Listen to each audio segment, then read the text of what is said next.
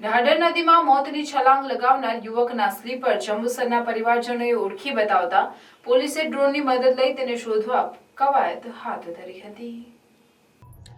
આમોદ જંબુસર વચ્ચેથી પસાર થતી ઢાઢર નદીના ધસમસતા પ્રવાહમાં 3 દિવસ પહેલા એક અજાણ્યા યુવકે મોતની છલાંગ લગાવી હતી, જેનો વિડીયો પણ સોશિયલ મીડિયામાં વાયરલ થયો હતો, જેને કારણે આમોદ તાલુકા વહીવટીતંત્ર ઢાઢર નદી ઉપર આવી ગયું હતું અને પોલીસે યુવકને શોધવા માટે ભારે શોધખોળ આદરી હતી, પરંતુ તેનો કોઈ પત્તો લાગ્યો ન હતો।